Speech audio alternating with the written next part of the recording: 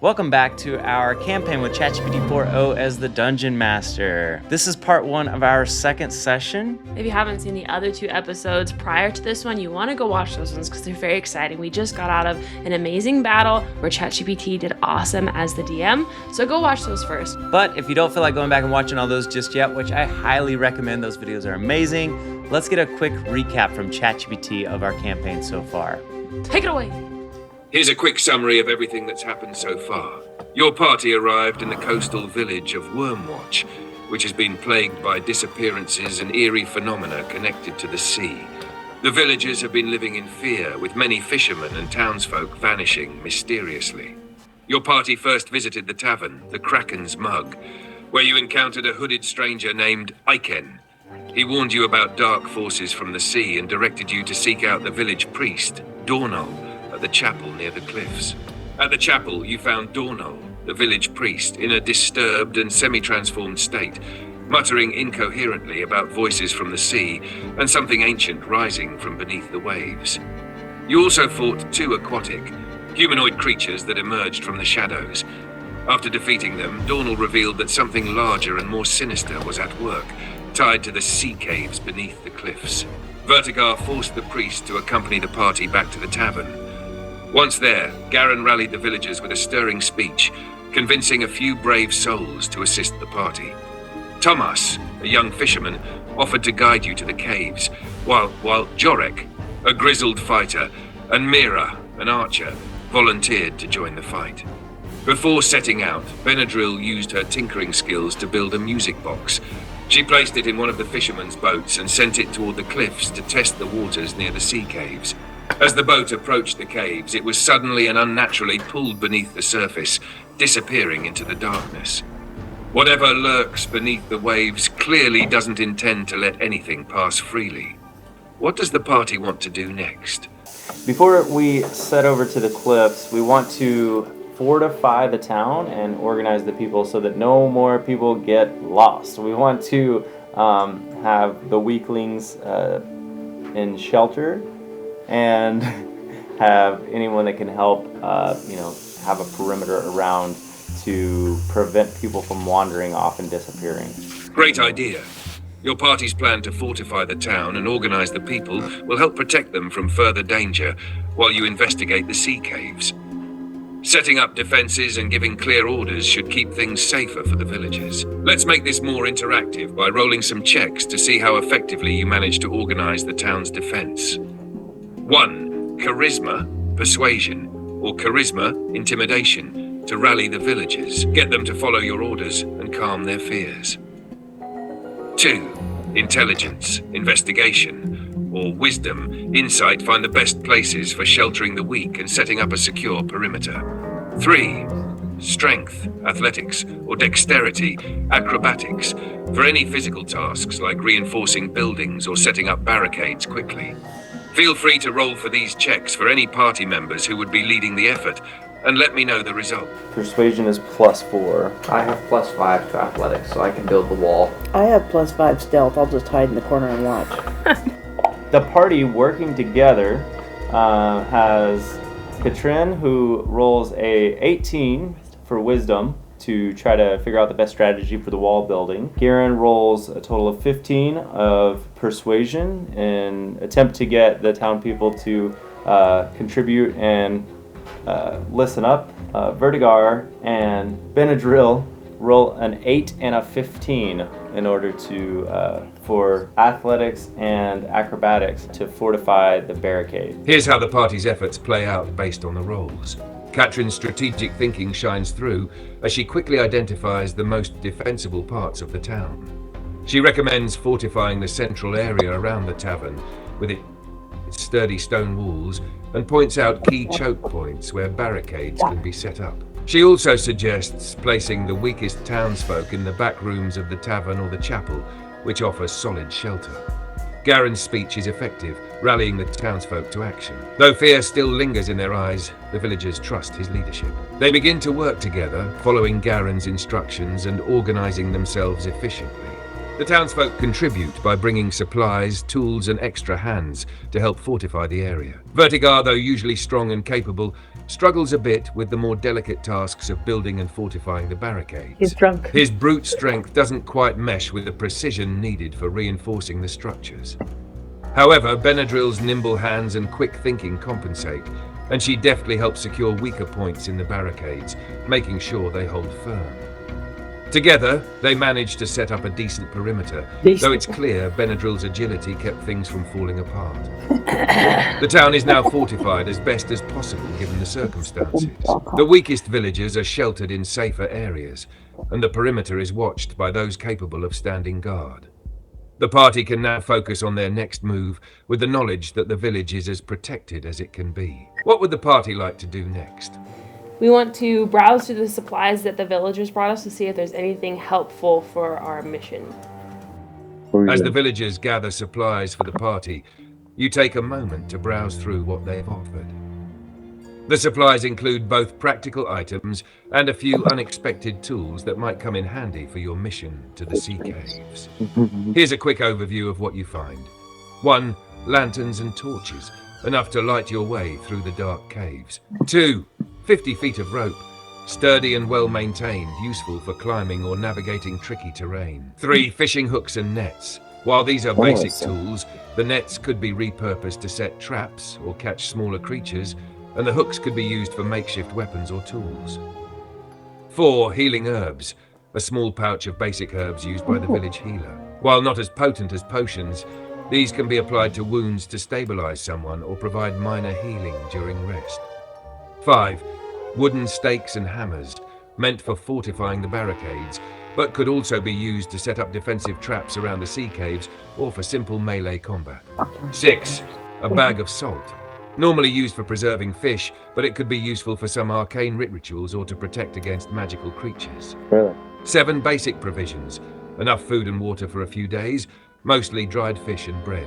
Nothing too extravagant, but practical items that can aid in survival and combat. Do any of these supplies stand out to the party? Would you like to take some or all of these with you? It's gold. I think No, we that's should, the cost exact tribute. Okay, 20. What does that mean? Like, we should collect taxes.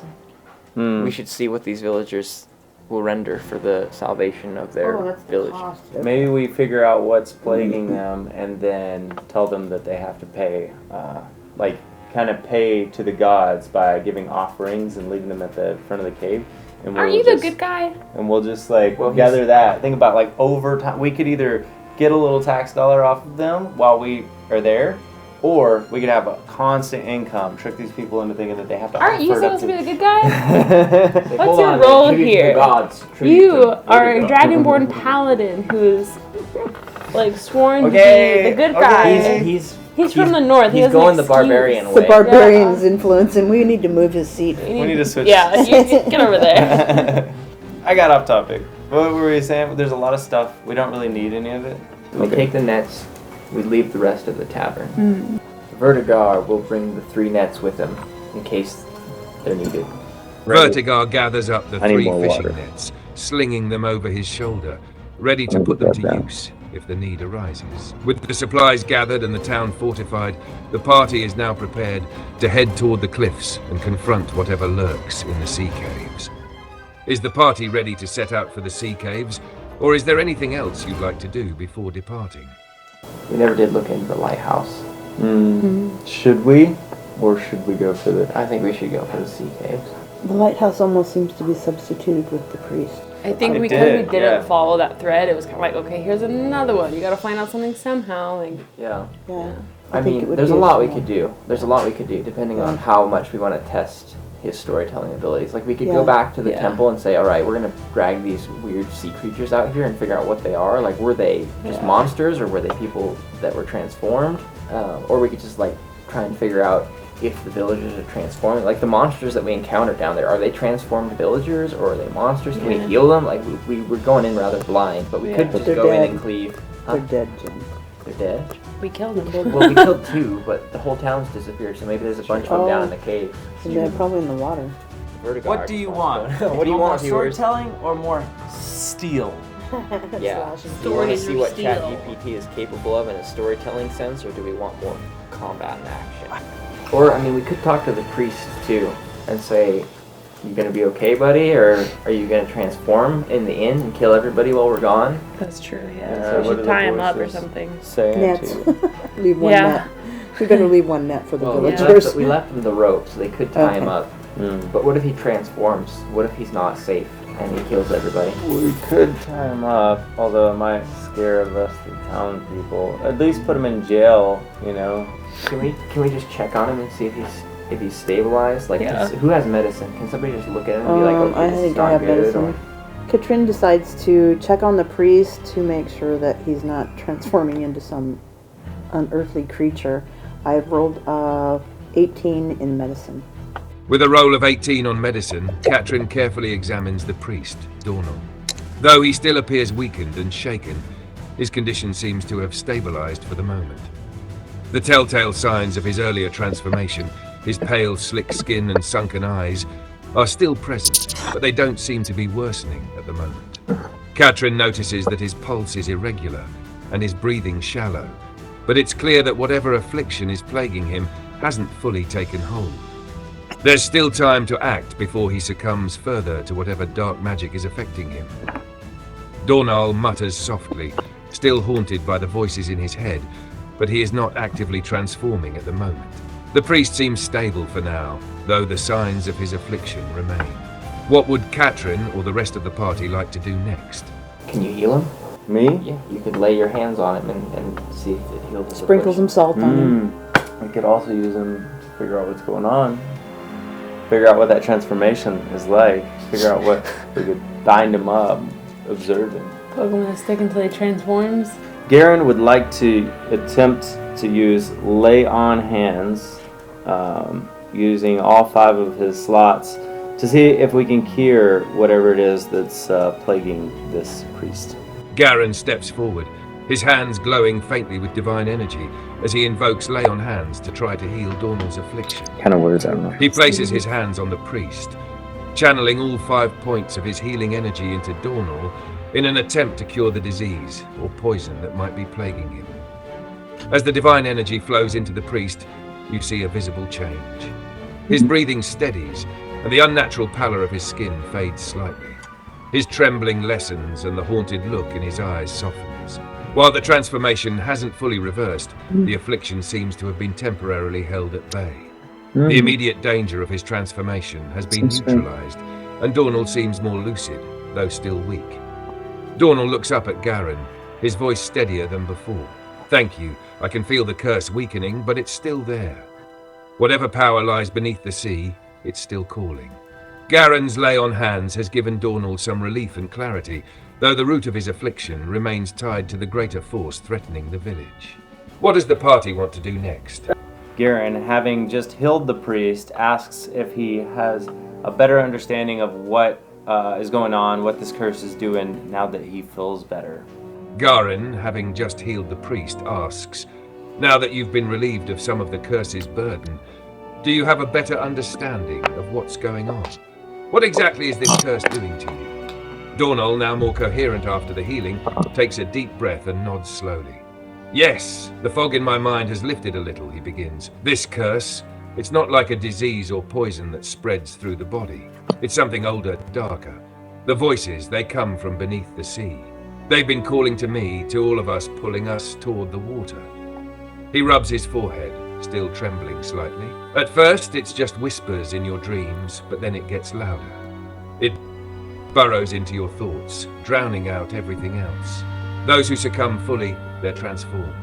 They become like the creatures you fought earlier, servants of whatever lurks in the Kill deep. people. Dornal looks directly at Garen, his expression grim. This curse is more than just magic. It's a connection to something ancient and powerful, something that wants to claim this town. If you can't stop it at its source, more of us will fall and I will be lost to it. Dornal seems to understand the curse more clearly now. The party knows the source lies beneath the sea, likely in the caves. We've What known would the that group for a like to while. do next? Our DM really wants us to go Really to these wants us to caves. go Wants into the us cave. to I've changed go. my mind about sleeping in this town. I don't want to have any dreams here. Yeah. Oh, maybe. I need to take a long Well, rest. you've got though. to. That explains where all the people went to. I mean, They're we in the could water. take a long rest and Yeah. see what all happens. The party decides to take a long rest in the fortified tavern. We ask one of the volunteers to keep guard while we take a long rest and prepare mentally for our trip to the caves tomorrow.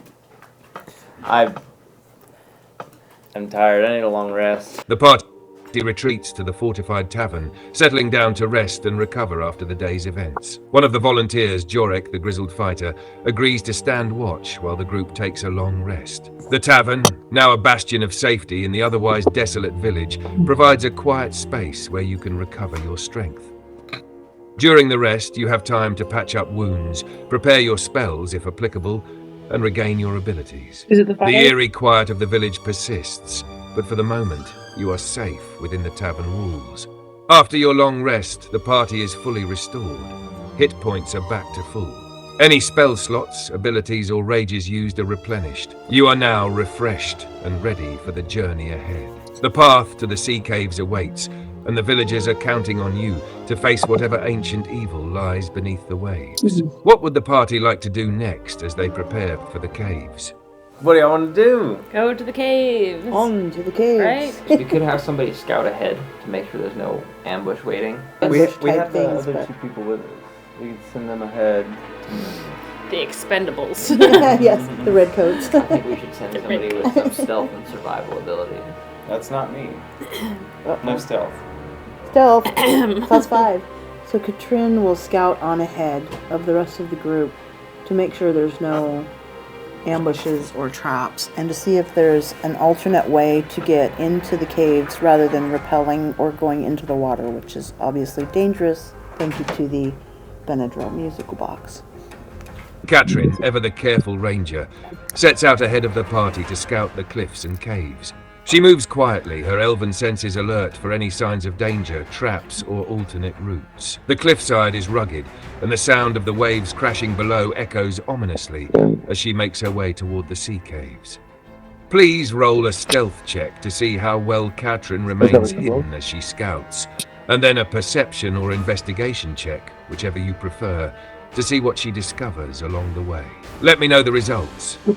Katrin rolls a 17 for stealth, and what was the other one? 21. 21 for perception.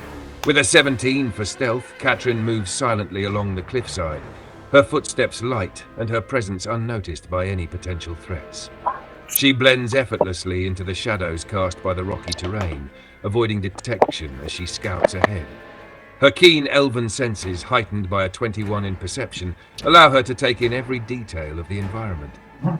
As she approaches the entrance to the sea caves, she notices a few important things. 1. The water and the music box. Katrin spots Benadryl's music box floating near the mouth of one of the caves. It's caught in a small tidal pool just outside, the music long since silenced. There are no signs of movement near it now, but the water itself still looks suspicious. It's as if the surface is not completely natural. There's an odd shimmer and small ripples that don't match the normal ebb and flow of the tide. 2. An alternate path. Upon closer inspection, Katrin notices a narrow ledge that winds along the side of the cliff. It's precarious but passable, leading to a small hidden opening higher up on the cliff face. This opening looks like it could lead into the caves from a higher elevation, avoiding the need to go directly into the water. It's a tight squeeze, but the party could make it through with some care. 3. No immediate ambushes. Katrin doesn't spot any ambushes or traps around the cave entrance itself. However, the unnatural stillness in the air suggests that something within is biding its time, waiting deeper in the caves. Katrin returns to the group with this information. The party now has the option to use the alternate ledge to enter the caves from a higher point, avoiding the potentially dangerous waters below. How would the party like to proceed? With caution. Let's go for the water, what the heck. We could cause a stir outside and try and lure it out. Another Through music the- box. Lower it on a rope into the front of the cave. Make us a Make us. Oh no, I have a toy. I can make a toy and make it walk over there. Create us an IED. Gnome. Send it to the cave mouth. I have more skills towards toy making. I say we sneak in and try and get a look before we cause a ruckus. Katrin would like to inquire of Tomas as to whether he knows the inside cave paths or just the external cave paths. Katrin turns to Tomas and asks, "Do you know the paths inside the caves? Or are you only familiar with the cliffs and the external roads?" Tomas furrows his brow, clearly thinking back. "I know the cliffs and the cave entrances well enough," he says, "but I've never ventured deep inside the caves. No one who's gone in has come back. But I've seen the entrances to the main cave system, where the disappearances seem to happen. The currents around there are strange, and the air feels wrong near the caves, like something's watching." He glances at the cliffs uneasily. "If we go in, we'll be stepping into the unknown, but I can guide you as far as the entrance. Would you like to make any checks related to Thomas's response, or do you have further plans before heading to the caves?" The party, including Mira and Jarek, head for the upper entrance of the cave but tell Tomas to head back to town. The party, with Mira and Jorek accompanying them, sets off toward the upper entrance of the sea caves. Tomas nods, understanding the danger ahead, and agrees to return to town as instructed. "I'll make sure the villagers are safe and organized while you deal with whatever's in there," he says. With a final glance back at the cliffs, he heads down the path toward Wyrmwatch. The wind howls as you and your companions make your way to the cliffside. The path becomes steeper and more treacherous as you approach the entrance to the caves. The sea crashes against the rocks far below, and the air grows colder the closer you get. At last, you arrive at the entrance, a gaping maw in the cliffside, dark and foreboding. The faint sound of dripping water echoes from within, and an unnatural stillness hangs in the air. The shadows inside seem to shift and move, though there's no wind. Let me know what the party would like to do next. Katrin would like to roll for perception to check around the cave. Go ahead and roll for Katrin's perception check and let me know the result. Katrin rolls a 14 in perception. With a perception roll of 14, Katrin carefully scans the area around the cave entrance. She notices a few important details. The ground near the entrance is damp and slick, with signs of frequent movement. More of those strange webbed tracks, though they seem older here than the ones found earlier in town. There is a faint, briny smell, stronger than just the typical sea air, almost like decay. The cave's entrance is larger than expected, and it's clear that the path continues deeper underground. The shadows within shift unnaturally, as if something moves far inside, though it's too distant to make out. Katrin doesn't sense any immediate threats at the entrance, but whatever lurks within is not far. The presence of the webbed tracks confirms that these creatures have been moving in and out of the cave recently. With this information, how would the party like to proceed? As the party approaches the mouth of the cave, Vertigar lights his torch and, along with Garen and Jorek, proceeds in, while the ranger, the rogue, and Mira, the archer, bring up the rear. Vertigar lights his torch, its flickering flame casting dancing shadows against the jagged cave walls. Along with Garen and Jorek at the front, the three warriors step into the darkness, their weapons ready. Behind them, Katrin, Benadryl, and Mira follow closely, watching the rear, their eyes sharp for any movement. The sound of dripping water echoes through the cave, and the air grows cooler the deeper you go. The path slopes downward slightly, slick with moisture, and the torchlight reveals wet stone and seaweed clinging to the walls. The scent of brine is heavy, mixed with the faint stench of decay. As you move deeper, you begin to hear something else, faint, echoing whispers.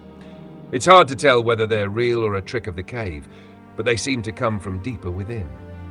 The shadows ahead shift unnaturally, as if the cave is alive, or something is lurking just beyond your sight. At this point, it would be a good idea for Vertigar or Garen to roll a perception or insight check to gauge whether these whispers are natural or magical. Would you like to roll for that, or take any other actions as the party moves deeper into the cave? Oh my gosh. 19. Oh, that's Yes. good. Somebody's watching. Garrett's over there stumbling around with his eyes closed, I think. That was the worst possible roll. My modifier doubled it. While Garen rolled a 2 for insight, Vertigar rolled a 19 for perception. Though Garen struggles to discern the nature of the whispers, Vertigar's sharp senses cut through the eerie echo of the cave. With his perception roll of 19, Vertigar can tell the whispers aren't natural. They feel wrong, like they're coming from the cave itself. They echo strangely, as if bouncing off walls that aren't there. These are no ordinary sounds. They seem to be the same voices the priest warned you about, something magical or deeply unnatural. In addition, Vertigar notices that the shadows moving ahead are not just tricks of the light. There's something in the cave, lurking just beyond the torch's glow. Whatever it is, it's watching, waiting, and the deeper you go, the stronger its presence becomes. The party has ventured far into the cave, and Vertigar senses the presence of something just ahead. How would the group like to proceed, knowing they may not be alone? My keen With senses are telling caution. me that there is something wrong with this cave. There are whispers that are unnatural calling us into the deep. Because there would be natural cave whispers. What? Vertigar raises his axe and charges in to cleave the shadows asunder. Leroy Jenkins! And the rest of the party goes, no! I mean, that's what we're here for, right? That's Yeah. what we're here. Go for it, Leroy. Alright. Annoyed by the continuous whispers and unnatural shadows within the cave, Vertigar raises his battle axe and flies into a rage, rushing forward to begin cleaving the moving shadows asunder. Fueled by frustration and the ever-present whispers, Vertigar's rage boils over. He raises his battle axe high, and with a roar, charges forward into the depths of the cave, swinging his axe furiously at the shifting shadows. As he charges, his torchlight barely keeps pace with him, casting wild, flickering beams across the cave walls. His axe cuts through the air with tremendous force, but when it connects with the shadows, the blow doesn't land as expected. His axe passes through with little resistance, the shadows reforming around the strike, as if they aren't fully corporeal. Suddenly, out of the corner of his eye, Vertigar sees movement, something very real and very dangerous. Two twisted humanoid figures, similar to those encountered in the chapel but larger and more fearsome, emerge from the darkness. They snarl, their webbed claws flexing, their glowing eyes locking on Vertigar. The whispers intensify as the creatures step closer, their mouths moving as if they are speaking directly into your minds. Everyone roll initiative. What are your rolls for the party? Wow, ChatGPT did amazing. It did such a good job of remembering the characters, the premise, the storyline. It's blowing us away. It's doing such a good job. Yeah, and I'm really excited to see how it handles Jorik and Mira, the NPCs. Like, there's a lot of added complexity there. It's already doing a really great job of keeping all these things in order, but how does it do when it has to play for those two? Yeah, like remembering their HP and their attacks. Also, thank you guys so much for the comments. We love reading your suggestions, and it really lets us know that we're making content that you want to watch, which is what we want to do. So please comment and like anything that you would like to see us play. Let us know. We'd love to make that video for you. Stay tuned. Session 2, part 2 of Session 2 will be back very soon. Yeah.